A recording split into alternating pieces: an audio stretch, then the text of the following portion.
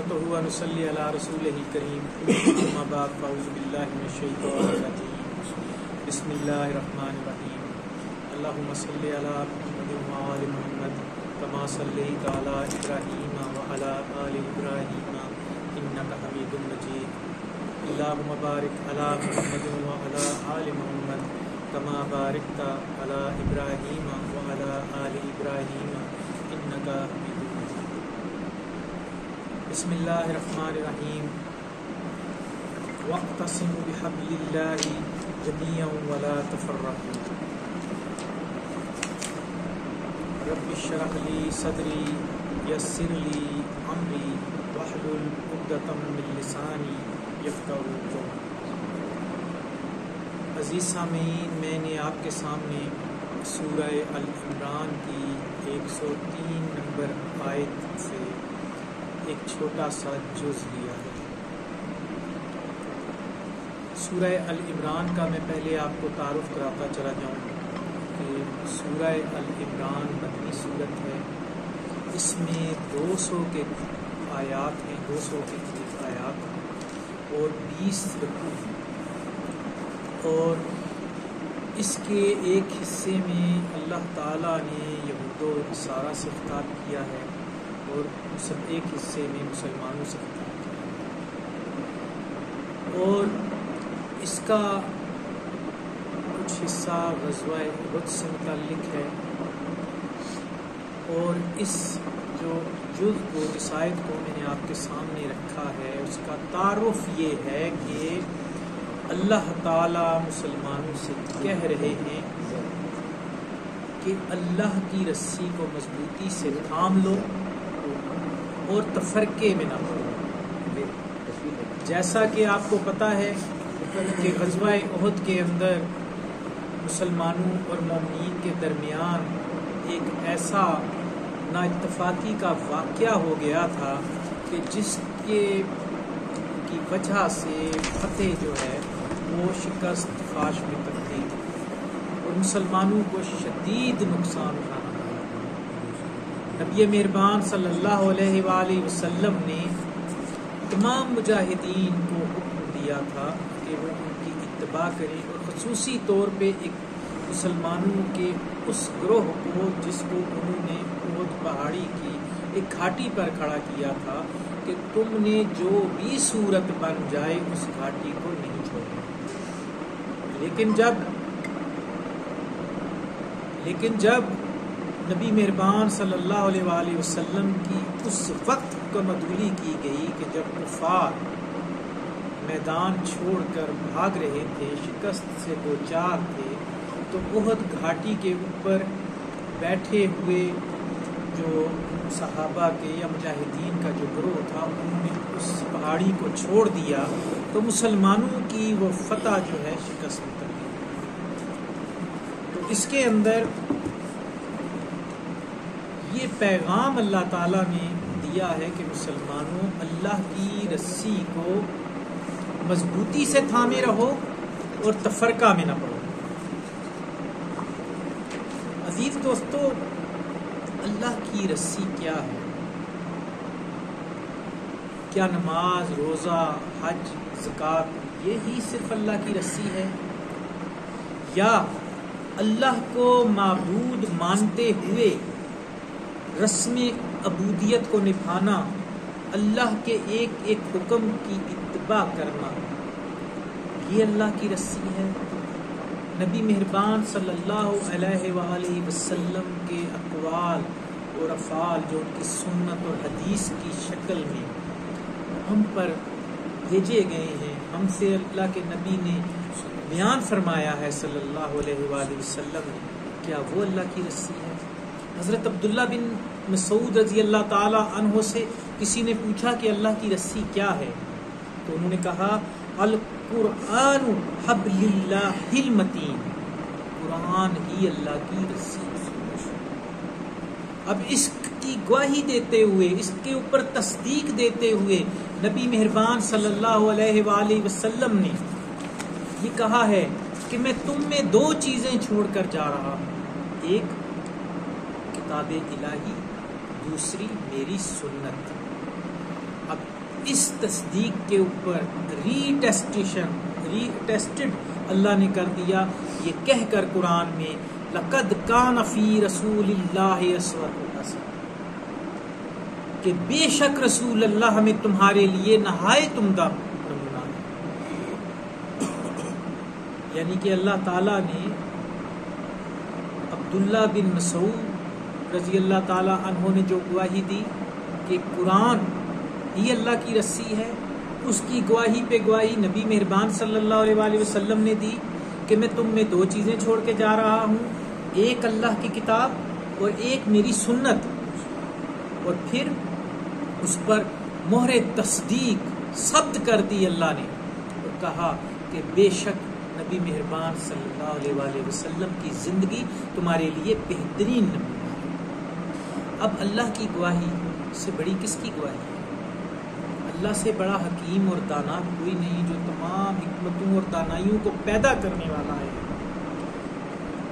اب جب یہ چیز مہر تصدیق بن کر آ گئی کہ دو چیزیں ہیں جو تمہاری نجات کا ذریعہ ہے، نمبر ایک اتحاد وتعصموا بحبل اللہ، نمبر دو ولا تفرقوا، جھوٹ میں نہ پڑو، تفرق نہ ہو. یہ دو چیزیں ہیں جس کے اوپر اللہ تعالیٰ نے کامیابی ڈالی. فرقہ بندی کی آپ تاریخ اٹھا کر دیکھیں، جب صحابہ رضی اللہ تعالیٰ عنہ کا دور تھا، تابعین کا دور تھا، اختلاف وہاں بھی پایا جاتا تھا، لیکن جب نبی صلی اللہ علیہ وآلہ وسلم کی گواہی آ جاتی یا اللہ کے کتاب سے کوئی گواہی آ جاتی تو سب اس پر متفق ہو جاتے اور اس کے بعد کوئی دوسری رائے نہ بناتا، کسی کا کوئی گروہ نہ ہوتا، کسی کا کوئی فرقہ نہ ہوتا، سب ایک امت ہوتے. اتفاق جو ہے وہ ان کے اندر کبھی بھی نہ ٹوٹتا. جب نبی مہربان صلی اللہ علیہ وآلہ وسلم کا وصال ہوا اور حضرت عمر فاروق رضی اللہ عنہ کے دور میں لاکھوں مربع میل پر اسلامی حکومت قائم ہو گئی، کمیونیکیشن گیپ تھا، احادیث کتابی شکل میں موجود نہیں تھی، اور اس وقت اگر کوئی ایسا مسئلہ درپیش آ جاتا تو اللہ نے اور اللہ کے رسول نے اجتہاد کا حکم دیا، کہا کہ جب تمہیں کوئی ایسا مسئلہ پیش آ جائے تم اجتہاد کرو. تو جب کبھی کوئی ایسا مسئلہ پیش آ جاتا تو اجتہاد کرتے، تمام علماء اور نیک لوگ ایک جگہ پر مجتمع ہوتے اور اس مسئلے کے اوپر ڈسکشن ہوتی اور ایک کنکلوژن اور ایک کسی مرکز پہ پہنچ کر کوئی فیصلہ طے ہو جاتا کہ اس مسئلے کا حل یوں نکالا جائے گا، اس پر سب مجتمع ہو جاتے. اس وقت کسی قسم کی کوئی گروہ بندی نہ ہوتی، مسلمانوں کے اندر پھوٹ نہ پڑتی. لیکن جیسے ہی کچھ عرصے کے بعد کوئی حدیث کی گواہی مل جاتی یا کسی اور قسم کی گواہی قرآن سے سمجھ آ جاتی تو اس اتحادی مسئلے کو منسوخ کر دیا جاتا، نہ کہ اس کے اوپر ڈٹ جاتے اور کہتے کہ اب یہی ہے جو ہم نے فیصلہ کر لیا ہے. کیونکہ جب اللہ کی کتاب اور رسول صلی اللہ علیہ وآلہ وسلم کی سنت کو پس پشت ڈالا گیا تب مسلمانوں کے اندر تفرقہ بازی، اختلاف، گروہ بندی پیدا ہوئی. لیکن جب بھی اس وقت میں جیسا کہ میں ذکر کر رہا تھا کہ احادیث یا کوئی گواہی آتی تو اس پہ سب ایک ہو جاتے، لیکن مسئلہ کہاں سے پیدا شروع ہوا؟ یہ اختلاف جو ہے اور یہ فرقہ بندی کہاں پیدا ہوئی؟ جب قرآن اور حدیث کی حیثیت ثانوی ہو، شخصیات کے اقوال و افعال وہ حاوی ہو گئے، اور پھر ایک وقت ایسا بھی آیا کہ جب اتحاد ہوتا اور اس وقت کے امام کوئی فیصلہ کر دیتے تو آج کے مسجد اور ممبر و محراب میں بھی یہ بات آتی ہے کہ بے شک قرآن اور حدیث سے یہ چیز ثابت ہے، لیکن چونکہ امام صاحب نے یہ کہا ہے اس پر بھی عمل کرنا ضروری ہے کہ شخصیت اور امام اور خانقاہوں نے قرآن اور سنت کی جگہ لینا اور اسلام کے موم کی ناک کی طرح اس کو موڑنا شروع کر دیا۔ یہیں سے مسلمانوں میں افتراق پیدا ہوا اور وہ مستحکم ہوتا چلا گیا۔ لوگوں میں شیعہ، سنی، وہابی، دیوبندی کے فرقوں میں جنم لینا شروع ہوا۔ آپ مسلمانوں کو ڈھونڈنا شروع کریں تو شاید مسلمان کم ملیں، آپ کو یہ ذاتیں، یہ تفرقہ بازی مل جائے گی۔ ایک شعر ہے، عشق میں تفرقہ بازی بہت معیوب ہے، عشق میں تفرقہ بازی بہت معیوب ہے، پیار کو شیعہ وہابی سنی مت سمجھ۔ ہم عاشق رسول ہیں، ہم قرآن سے بھی محبت کرتے ہیں، ہم اللہ کی محبت سے بھی سرشار ہیں۔ گستاخ رسول صلی اللہ علیہ وآلہ وسلم کہیں ہو جائے، ہم سڑکوں پہ سراپا احتجاج ہو جاتے ہیں۔ قرآن کی بے حرمتی ہو جائے، ہم وہاں پر سیسا پلائی ہوئی دیوار بن جاتے ہیں۔ اللہ کی شان میں ہم کوئی بات برداشت نہیں کر سکتے، لیکن اس سب کے باوجود ہم تقسیم ہیں، ریزہ ریزہ ہیں۔ اور عشق بھی عجیب ہے، جس نے اللہ اور اس کے رسول کے دین کو تقسیم کر دیا۔ فرقہ بندی ہے کہیں ذاتیں ہیں، فرقہ بندی ہے کہیں ذاتیں ہیں، کیا زمانے میں پنپنے کی یہی باتیں ہیں۔ اس شعر میں آپ دیکھیں کہ اس میں واضح پیغام ہے کہ جب آپ فرقہ بندی میں پڑیں گے، جب آپ ذاتوں میں بٹیں گے تو آپ کہیں نہیں پنپ سکیں گے۔ حضرت عمر فاروق رضی اللہ تعالیٰ عنہ نے اللہ کی رسی کو تھام کے لاکھوں مربع میل زمین پر حکومت قائم کی۔ اس کے بعد طارق بن زیاد کا آپ لے لیں واقعہ کہ انہوں نے کشتیوں کے پل بنائے، اللہ کی رسی کو تھاما اور اس پر یقین کیا اور تقوی کے اوپر انہوں نے کشتیوں کو جلا دیا اور یورپ کو فتح کر ڈالا۔ پھر کب ہم پر ضلالت کے پہاڑ جب ہم نے اس کی نفی کی، اور اس کے بعد ہم کوا حلال اور ہے یا حرام ہے کرتبہ کی گلیوں میں جب یہ مناظرے چل رہے تھے تو اس وقت کفار کے گھوڑوں کے کھر ہمارے مسلمانوں کے خونوں میں لہو میں ڈوبے ہوئے تھے، ہم ذلیل ہو رہے تھے۔ امیر عبداللہ وہ بے غیرتی کی موت مرا اور اس نے ملکہ ازبیلا سے کہا کہ میں تمہیں، اگر تم مجھے جان کی امان دو، اگر تم میرے خاندان کو باعزت سیف رستہ دو تو میں محل کی چابیاں تمہیں خود دیتا ہوں۔ اور اس نے محل کی تزئین و آرائش کر دی اور ملکہ ازبیلا کو کہا کہ آؤ میرے محل میں نے تمہارے لیے محل سجایا ہے، آ کر مجھ سے چابیاں لو۔ ملکہ ازبیلا نے چوک میں بیٹھ کر کرتبہ نے کہا کہ آؤ مجھے اجازت دو۔ اس کی باپردہ مسلمان خواتین کو برہنہ کیا گیا اور عیسائی فوجوں کے آگے دوڑایا گیا، اور پھر عبداللہ کی لاش جو ہے اس کی میت سمندر کے کنارے گھوڑوں کی سموں کے تلے کچلی گئی، اور اس نے سموں کے تلے کچلنا ہی تھا، کیونکہ حضرت طارق بن زیاد نے کشتیاں جو جلائی تھیں وہ صرف اس وقت کے لیے نہیں، وہ ہمیشہ کے لیے جلائی تھی کہ تمہارے پاس واپسی کا رستہ نہیں۔ جب ہم نے اللہ کی رسی کو چھوڑا، ہم تفرقے میں پڑے، ہم شیعہ سنی وہابی دیوبندی کے چکروں میں پڑے، ہم ذلیل ہو گئے۔ یوں تو سید بھی ہو، مرزا بھی ہو، افغان بھی ہو، تم سبھی کچھ ہو بتاؤ مسلمان بھی ہو۔ ہم نے جب مسلمانی کا ایک دعویٰ اس سے دستبردار ہوئے تو ہمیں ملک کے دنیا کے استعماروں نے، دنیا کے چودھریوں نے ہمیں عراق میں رسوا کیا، ہمیں لیبیا میں رسوا کیا، ہمیں افغانستان میں رسوا کیا۔ ان کے بمبوں نے جو چیتھڑے اڑائے، ان کی گولیوں نے جو سینے چیرے، انہوں نے نہ سنی کو دیکھا، نہ انہوں نے وہابی فرقے کو دیکھا، نہ انہوں نے دیوبندی کو دیکھا، انہوں نے بحیثیت مسلمان سب کو قتل کیا۔ عزیز دوستو، اس تفرقہ بازی کا اسلام کے علاوہ اور اتحاد کے علاوہ بہت سے اور مزید نقصانات ہیں۔ ملکوں کی اقتصادیات تباہ ہو جاتی ہے جب مسلمانوں کے اندر اتفاق نہ ہو، عدم برداشت پیدا ہوتی ہے۔ آپ یہ دیکھیں کہ مسلمانوں کے اندر ہونے والی نا اتفاقی اس نے کیا کیا نہیں جنم لیا. سب سے پہلے اس نے عدم برداشت کو جنم لیا. آپ کے عسکری ملازمین ہوں یا سول لوگ، آپ کے اسکولوں کے بچے ہوں یا مدارس کے معصوم طلباء، ان کے خون سے نہلا دیا گیا اس تفرقہ بازی نے اور اللہ کی رسی کو چھوڑنے نے. ہر ایک نے اپنی اپنی عبادت گاہ بنا لی. میں اس کو عبادت گاہ کہوں گا. مسجد تو اللہ کا گھر ہے، مسجد تو مسلمانوں کے لیے ہے. دیوبندی کی مسجد مسجد نہیں، وہ عبادت گاہ ہے. شیعہ کی مسجد مسجد نہیں، وہ عبادت گاہ ہے. اور اسی طرح سے وہابی اور آپ جتنے فرقے لے کے بیٹھ جائیں، انہوں نے اپنی اپنی 1.5 انچ کی جب مسجد سجائی تو اللہ کا گھر کہیں کھو گیا.